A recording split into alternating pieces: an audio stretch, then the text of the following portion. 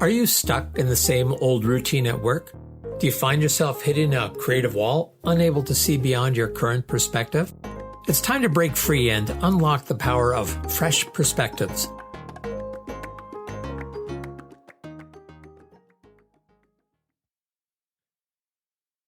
Well, David Guthrow back with another episode of Discover Fresh Perspectives, and we'll discover some fresh perspectives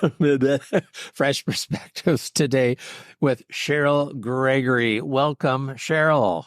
Hello, David. How are you? Well, except for stuttering over my words, I guess as long as I don't stutter over my feet, there'll be no major disasters to correct from. But Cheryl, I was intrigued when you talked a little bit about escaping from a narcissist.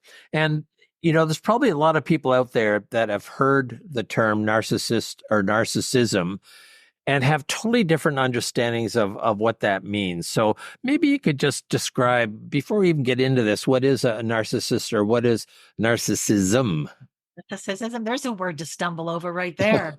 Yes, narcissism is it's actually quite big now. People are really studying it and beginning to understand more, and we all continue because I started studying it a few years ago. It's to make a long story short, it's behavior that relates to a person that has very little empathy, sometimes zero, although that can go into sociopath. But yeah, it's all about them. They are in control. There's no accountability. And it's when you grow up with it. My father was a narcissist. So when you grow up with it, you don't know any different. You don't know any better. This is just what life is. So as you can imagine, you wear a set of glasses that's got some very strange coloring as you look into the world and relationships and work and all these other things, the goals that you want to achieve for life, passions that you might have. If it's in alignment with the narcissist, you're gold. If it's not, it's very uncomfortable. And there's a ton of sob stories out there. We all have them. If you've had a parent or a mother or father or a sibling even who's a narcissist. But that's not why I'm here today. I mean, I think we can all assume that it's pretty rough. I won't go into a whole lot of stories there, but for some reason, and this is just kind of how my brain started to react with it. There were two ways, but one of them is finding humor. And I don't know why, because it's really not funny, but there's just something that would just lead me to finding something funny. And it's like, and we'll get into some of that shortly, but yeah. And we'll talk about, core values and talk about, your basic stress reactions of fight, flight, freeze, and fawn, because we had a lot of those different ones in our family. And it'd be kind of interesting, I think, to describe some of those. So if someone might be maybe dealing with a narcissist in their life, they might recognize some of the behaviors and, and may be able to hopefully escape before it gets too deep. But if it's a family thing, I'm hoping that I might shed light on a few things that they might try, maybe make it a little bit easier and not take it quite so personally, because that's the toughest part. So I would imagine that sometimes we're in relationships, be it personal relationships or at work, where we don't even know that we're in a narcissistic relationship. So it's kind of hard to escape for that or put it aside if you don't recognize it. So what are some of the major signs when you recognize a narcissist? Because I mean, most of my work is in organizations, and I have had people say this person is narcissistic, and they typically don't make really good leaders. So I know it's hard to believe, but so how do you recognize some of the signs? And it's not just about putting a label on it, but then there's, what are we going to do about this now that I've recognized it? Exactly. Well, some of I'll talk a little bit about relationships, which is it's related, but it's slightly different. So sort of, what would you call it? Triggers, if you will, from work. Like in work, they are Wow, they're the boss. They're right. You're wrong. They never take the blame. They don't take any kind of accountability whatsoever. And they have an amazing ability to change direction or change topics. So if they're accusing you of something and you can show that that you're not responsible for that, or that's not how it went, they'll change lanes and they'll say, no, you don't understand me. You don't get it. This is what I'm talking about. And yet you've been sitting in as a one lane, taking the blame for something for how long until you prove it. This way, they'll change the lane so fast your head will spin. And it's just none of it makes sense. And you second guess yourself. And you've probably heard the term gaslighting, right? Yes. And Yeah. it's like they have this ability to make you second guess yourself and wonder, did I think that? Did I do that? Did I hear that person right? Maybe I am wrong. Or they're not all of them, but some of them tend to be like tormentors, and they will just hit those hot buttons until you lose your temper. Let's just say it doesn't look good at work, and they'll say, oh man, you are crazy, what is the matter with you? You know what I mean? And it's always put off of themselves onto somebody else. So look for things like that, or just be aware of it, and never say to a narcissist that they're a narcissist. don't don't Doesn't work well. no.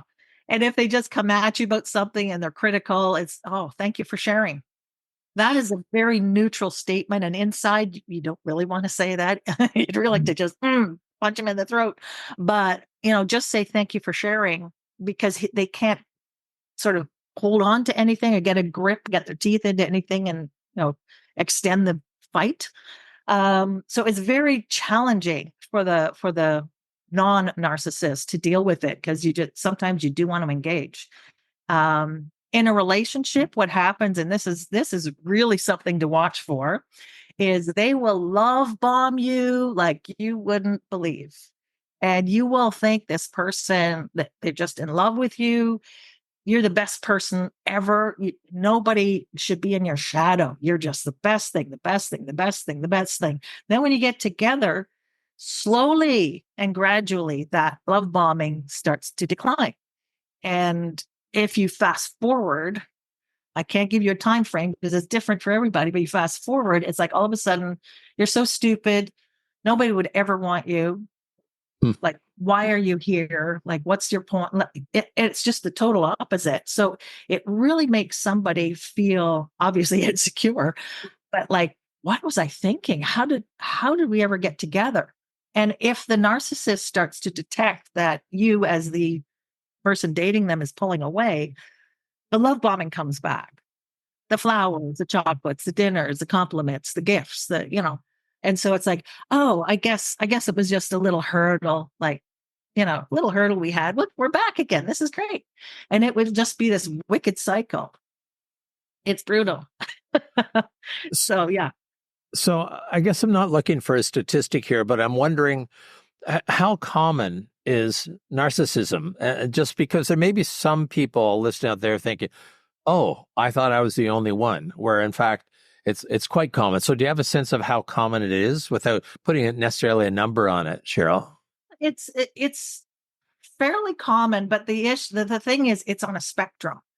So it's not like a switch that you're either a narcissist or you're not. It's like we all have slightly narcissistic behavior. Babies are well known for that, but we all have slightly narcissistic behaviors. But you can go anywhere from sort of someone who's like a little bit narcissistic, but you can work with them, to someone who's just like, whoa, like really extreme. So as far as numbers, I don't have specific statistics. Now it's me blundering over words, but I would think that certainly about 15% of the population has, I'll just say, noticeable narcissistic mannerisms or behaviors. And it can go higher if you want to include some of the mid range. But the thing is, it's a very noticeable thing. And you're going through it. They call it the narcissistic meal, right? Narcissist's food supply. It's hard on somebody, especially if they didn't grow up with that, because they don't recognize it. They don't know what it is. And so they take it upon themselves that I'm doing something wrong. And that's what narcissists love. They just So So once you see it or sense that it's there, then what? Like, are there any like we know what not to do, which is accuse them of being a narcissist. So like, don't do. And so hear this, listeners, don't do that. Right? But what are some things that a person could do, and what sort of support is there for someone who's trying to break free of that? Okay, well, I would say if you're dating one and you're not too far in, get out. Get out fast. Don't pass go, don't collect $200. Don't explain it to them. Just say this isn't working and get out. It's going to be hard because they're going to love bomb you like crazy. They're going to try to pull you back in. They're going to accuse you of being crazy. Yeah, that whole thing. But yeah, it's really tough. Now for me, because it was a family thing, it took me a long time to figure out what it was. Because as I said, that's kind of what I knew. So the brain kind of deals with familiar things. And, it affected my dating life and the men that I sort of allowed into my life because, yeah, there was some really nice fellas that came in my life, really nice, but I didn't understand it. I Hmm. think I finally figured out after, I don't know, analyzing how long, but I thought, you know what? I don't think I trusted it because my father would hold things over your head and then the big hammer would come after. Nice, nice, nice, bang. Nice, nice, nice, bang. So here's this nice guy in my life, right? And I sat there kind of, okay, when's the hammer coming? When's the hammer? like, Hmm. and so the relationship would just kind of fizzle because it would only go to a certain extent and the trust wasn't there. So now I realize it's like, oh, okay. And then that's why that narcissist was in my life. I fell for the love bombing and then I recognized it. Yeah, okay. All right. It's not necessarily good, but I felt better for figuring it out, you know? And I think most people, as you know, when you're under stress, most people have the fight, flight, freeze, or fawn response.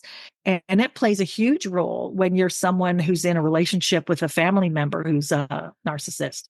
Um, So, and again, Cheryl, I'm just going to stop you there because there may be some people that aren't familiar with those four responses. So, could you just describe each of them briefly, please? Absolutely. When someone is under stress, there's a thing in our brain called the amygdala. It's a little almond shaped thing way deep in our brain, and it reacts automatically. We don't think about it. It's like when, cavemen were around, there was a saber-toothed tiger.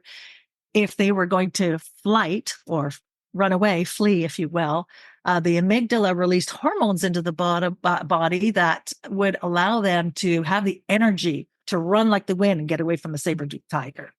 That would be the flee or the flight response. The fight response would be if, in the same scenario, the caveman would have a spear and he would run up to the thing and he tried to kill that beast, and that would be how his reaction was.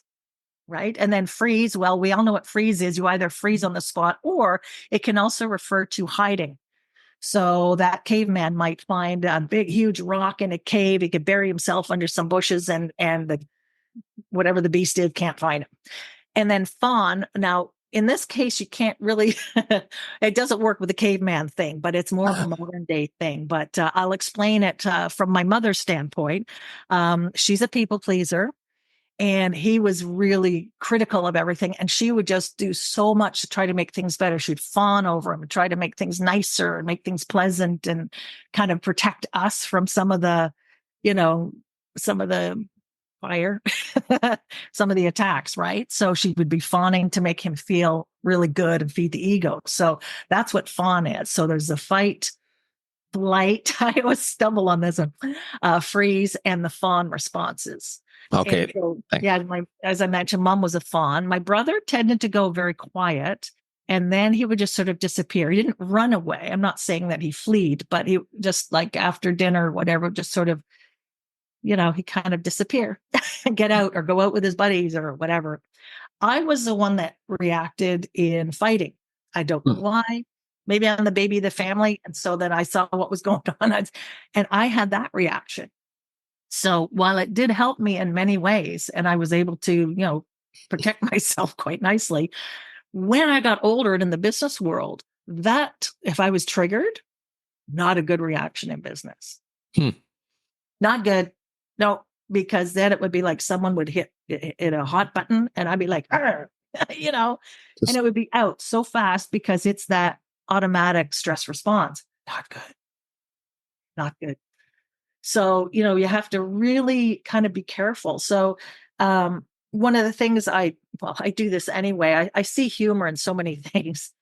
And so what helped me was to try to find the humor or find the funny in times of discomfort. And that might have started a little giggle or a laugh or even just a pleasant thought. It just lifted me up out of that stress and it helped.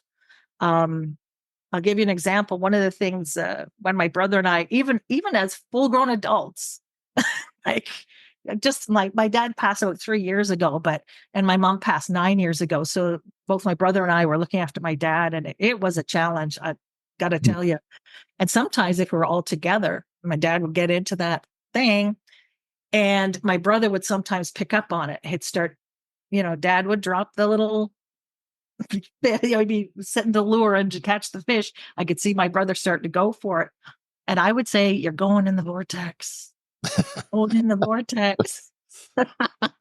And then my brother, you could just see him like sit back and kind of smile and go, "Yeah," nod, go, "Yeah, yeah, yeah. Okay, thanks." Or vice versa. If he could see that I was starting to bite, he'd say, "You're going in the vortex, in the vortex, get out." It's just unreal. And it sounds like a really unbelievable experience for someone who's never been through it. Mhm. But I'm sure that anyone out there that's listening who has been through that, they're sitting nodding their head going, "Yeah, yeah, I hear you." Yeah. I mean, it's just, yeah, just kooky, just ridiculous. So, I mean, humor is a great way to respond to so many different things. Sometimes not in the face of the Oh, narcissist, I imagine. no. So, is it ever the case that a narcissist suddenly realizes that they're a narcissist no, so there's not any point. No, not like an alcoholic that realizes they're not an alcoholic and can go get help. Narcissists never realize that there's not enough self-reflection or things like that. No, no, because they're never wrong. Okay. So yeah, it's like, I have a couple of jokes. It's like, the narcissist helpline, they answer the phones. "Hello, narcissist helpline. How can you help me?" Okay. Well, it's all about them, right? Right. And how many narcissists does it take to change a light bulb? None. They all use gaslighting. Ah. Those I just keep things like that in the back of my mind. And it's just, okay. Yeah. Yeah. I hear you. I mean, even my thought, I have to say though, my dad, I used a lot of sarcasm to him because he would sometimes laugh. It would bother him, but he would sometimes laugh. I'll give you an example. Up at our cottage, had septic tank. It didn't have, we weren't on the municipal sewer system. So you had to be careful what you put down the toilet. And so if it was like not operating properly, he would start blaming the kids and the moms flushing diapers down the toilet. And, kids, like he went as far as to say the kids are flushing toys down the toilet. I'm like, "Dad, but really?" I said, "I don't think anyone's trying to stuff rock'em sock'em robots down the toilet." Okay. Like, no. And so people would laugh. It would just break the tension because it was heavy. Like it was a really heavy time because it doesn't stop. It's someone's fault. He's blaming everybody else. It's just those things, from the So, school. so, so a couple of things I've heard from you to recognize them is blame and deflection, Time. right? And then just sort of the going back and forth. But it also seems that that person always has to be in control or feel that they're in control. Very much so. Yes. Conversations don't exist. It's a one way.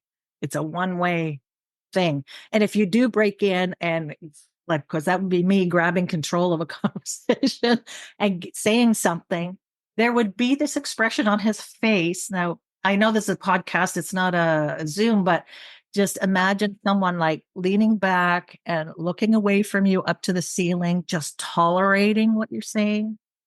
and just sitting there saying nothing, not reacting. And then when you're finished, they just step right back into where they were going. And it's as if you said nothing.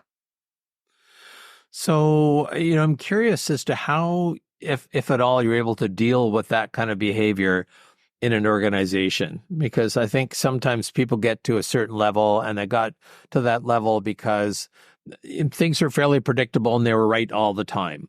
But then things change, and all of a sudden, what you used to know is no longer relevant. There's change all around you, but they're still in that position. I'm just trying to think, how on earth, outside of just outliving or outlasting that person, there's something that you could do, because it sounds like proving them wrong, not a good strategy. Not a good strategy at all. And like, I'm going to say something, and some people are just going to cringe, and it's because it's not what they want to do. But what I would recommend is to go in and talk to them about something and say, I know we used to do it this way. And even though it's your idea, it's like, I was just wondering if there's a way that we can do this by doing such and such. And you share the idea, but make it sound like they thought of it, if you know what I mean. Because then if they, if you kind of appeal to their ego or appeal to their brilliance, quote unquote, air quotes, then they can come around saying, yeah, I came up with this great idea. Just, it's that type of thing. And I just cringe because I can't stand the thought of doing it, but it keeps the peace, and it kind of lets you get your foot up there and kind of do things a more modern way, perhaps a more current way, as opposed to just going down that same path, which is not necessarily the right way to do it. But you don't want to say it's wrong or it's ancient or it's terrible or no criticism. I'm sure it was great in its day. I was just wondering if there's, just, toss ideas in and just kind of let them kind of coach them, if you will, on thinking of the idea that you really gave them.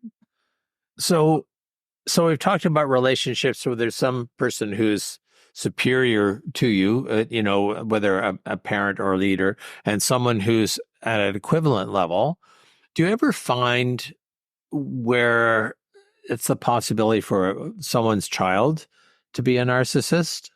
Oh yeah, there could be either child narcissists, but also in the workplace, if you're the manager and you have someone who reports to you who is a narcissist, that's a challenge. And I'll talk about that first, because I've had that. I've worked with that myself, and usually narcissism comes from a place of trauma somewhere in their life, usually as a child, Okay. and it's pain that they don't know how to deal with it. It's just been there for a long time, whatever it might have been, very painful, but they're not comfortable sharing it. They don't want to talk about it. So quite often, let's say if it's someone who reports to you and you're trying to get something in place and they're just fighting it all the way, you kind of have to test the water a little bit, because maybe they don't feel heard, or maybe they don't feel valued, or maybe they really think that they've done a great job. It may or may not be true, but in their mind they have. So it's like having a conversation that hopefully you can start drawing these things out and find out what it is, so you can give it to them. You can give it to them, because if they're feeling good, they're not lazy people, but they're just, but I'll tell you, if they want to fight City Hall, man, I'll tell you, they'll fight. They're and none of it will make sense, but there's nothing worse than having someone reporting to you that's just not playing, doesn't want to play, because they start talking to the other ones and they start breaking down and the other ones and bringing the whole energy vibe down of the team. It's very dangerous. So, I think it's important to recognize narcissists. And I guess the thing that gives me a little bit of concern is that basically there's nothing that you can do to help them move out of that. It's more about how you're able to accommodate it in a way that doesn't drive you crazy. Is that fair? That's a really good way of of wording it, because it requires a lot of self-care for you, the person dealing with it, because you sometimes have to step out and do stuff you're not comfortable with, like the suggestion that, you want to try and make it their idea. And it's like, oh my God, and you'll never get credit for it. And a lot of it is just learning to accept that this is how they are, accept that they're going to think that you're wrong or that you are stupid or that you're unworthy, whatever the stuff is that they're communicating to you. It can be very hurtful. And I think if you just accept it on that face value, don't take it in, but on the face value and just say, okay, they're always going to think I'm stupid, that, and just kind of go, okay. What you have to do though is build up that bucket of self-care and self-love in yourself by, I don't know, maybe it's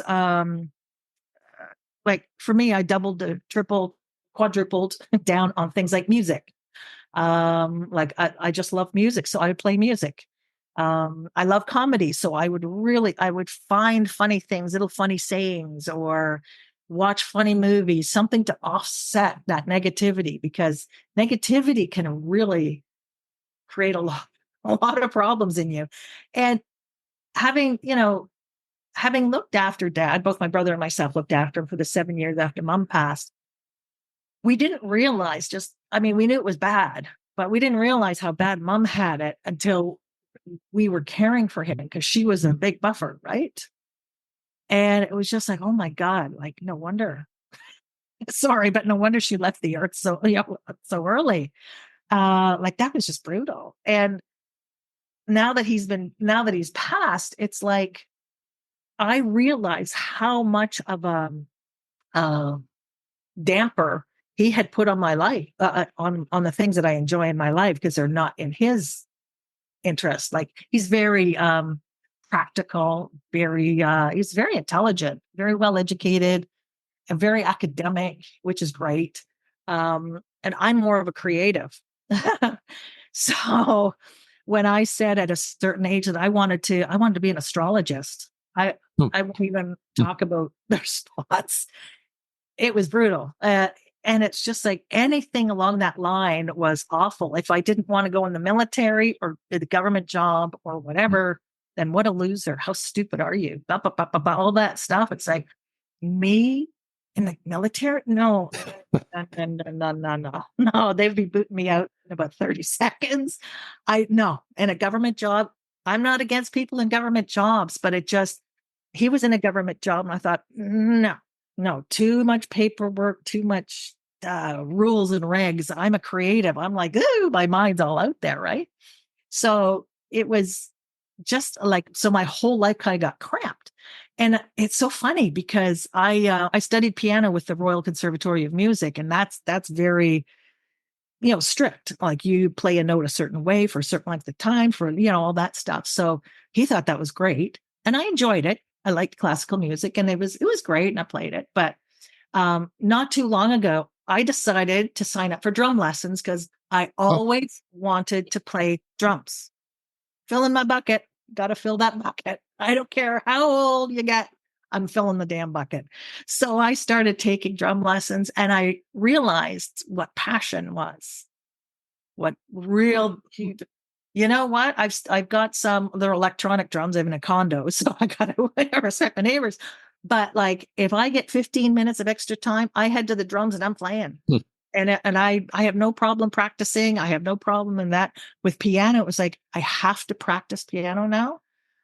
Whereas now with the drums, oh boy, I get to play the drums. And it made me realize the difference. Yeah. And just this is maybe a sick sense of humor I'm about to exhibit, but I just imagined, putting a picture of a narcissist on each of the drums that you have, and just beating the narcissist in a way that just release that, and then maybe having narcissist challenges where you get two people who are narcissists together and have them have a conversation, like Trump good, Trump bad, Republicans, Democrats, Trudeau good, whatever, and just see them go. Just sit back and watch as an observer. I think that'd be hilarious. It would be a very warm room, I can tell you that. They would both be fighting for the mic. And like, well, put two Trumps together. Can you Yep. imagine? That's exactly what you're looking at. Like, oh my God. I'm not going to be able to sleep tonight just with that thought. Thank you for offering that, Cheryl. Yeah, well, have sweet dreams. Um, But that's kind of what you do. You just double, quadruple, the things that you love. And love bomb yourself. I talked about love bombing from the narcissist to you. Love bomb yourself. Do the stuff you like to do. It doesn't have to be huge, but it's like if you want to just, go for a walk down by the lake, go for a walk down by the lake. Right. And don't feel because you're conditioned all your life. What are you doing that for? How long are you going to be? When are you going to be back? What are you doing that? Like, I remember when the Beatles first came, I know my age, right? When the Beatles first arrived, Twist and Shout was their first album. Couldn't wait to get it. Brought it home, and he's like, well, what'd you waste your money on that for? It's like, I like the Beatles. Like, how many times are you going to play that? Like, how do you answer that? So, of course, the sarcastic person came out about 33 rounds per minute. I don't know. I didn't know how many times. How many times would you like me to play it? I said, I think I came up with something like just enough to drive you crazy. Like, I never knew what to say. Like, but it was those types of questions. Everything was a waste of money. He had this thing about in the summer, you have to have educational holidays because he said your brain will rot if you don't do something educational in the summer. And, I would sit there thinking, even as a kid, like 8 or 7 or whatever I was, how does a brain rot? Like, how does that like my mother's a creative, right? And it's like, in 2 months? Oh my God, and of course I take everything like to heart what he said. But yeah, and it's like, so we always had to do all these vacations when all my friends were going to theme parks and having a great time on the roller coasters. Woo-hoo! Where did we go? We went to a pulp and paper plant so we could learn how paper's made. Who cares how paper's made? Like, woo, nice. And Sudbury, we went to visit the Big Nickel and yeah, nice. What did you do this summer? Don't ask. Like, yeah. Well, I'm certainly glad that you were able to pull through that, Cheryl, and be able to see it in others and avoid it and not be overly influenced by it. Recognize it, then be able to pull back. So, yeah, it's helpful, and I think there were 3 words that I finally figured out through my research that changed everything in terms of my mindset. 3 words: it's not you. It's meaning yourself. It's them. It's not you. And when I said those words kind of to myself, I had this instant mind switch. I'm like, oh, it's like that big cleansing breath where you go, oh, it's not me. Right. Okay. Then you kind of have a different view and you say, oh, what happened to him when he was younger? Then you have this empathy for them that kind of goes, oh, that's terrible. That must have been a horrible life for him. And not that you feel sorry for him, but you have this empathy that goes, oh, poor guy. And, when he was like last little bit before he passed, again, kind of a funny story, but of course you get the phone calls at 2:30 in the morning for these types of things always. And I think there was either 2 or 3 phone calls that came in and they were false alarms. He just we'd all be standing there for 3 or 4 hours in the hospital room. And then you'd wake up to hear him snoring. And it's like, oh my God. So when the day finally came and I was in the room with him, I lived closer to the hospital than my brother and sister-in-law did. And I said this little sort of, I don't know if you call it a prayer, but I thanked him. How do you thank someone who's been brutal your entire life? But I just had this flow of gratitude that I learned this from all the experiences, and that it actually gave me a thicker skin. It just laid out in front of me. It allowed me to be more resistant to bullies. Oh, they were no problem. Bullies or rejection, or, if you want to call them failures. Mhm. I didn't see them necessarily as failures. It's like I used to try a lot of different jobs. Some I did well, not so good on others, but I never took it internally that I was a loser. It's like, oh, no, not for me. So I just kind of sat there saying thank you to him for that experience, because I couldn't imagine how it would have been had I not been able to kind of have that thicker skin and deal with some of the people and things that I did run into during my life. So that's what I did. So I think that I mean that's a really good lesson to be able to let go of all of that, and forgive but find the gold in it. And I'm just going to offer a cautionary note to our listeners that now we don't want you to go out looking for evidence of narcissism in every single person you know, and then try to prove yourself right. It's to be aware that that's out there, but not go looking for it. Is that fair, Cheryl? I think that's a really good comment. I think that, there's enough signs and signals out there, you'll pick it up. And one of the things I do when I'm coaching is I try to help people who I suspect are dealing with a narcissist. I help them through that whole process of, it's not you. Understand that this is what's happening, and these are some of the things you can try. I'm also in the process of taking a hypnotherapy certification course so that I can work with people who really have high anxiety with these types of relationships, and I can work with them to make life a little bit easier as they navigate this relationship. So I'm excited to do that. And then supplement that with your microdosing of magic mushrooms just to make sure you've covered the whole spectrum. Exactly. So, Cheryl, thank you very much for your perspective on narcissism. I found it very helpful and broadening my view of it. So I really appreciate it. So I would like to thank you, Cheryl Gregory, for being here with us today. This has been David Guthrow with yet another episode of Discover Fresh Perspectives. Subscribe now, because on Fresh Perspectives, every episode is an opportunity to explore new horizons and redefine what's achievable.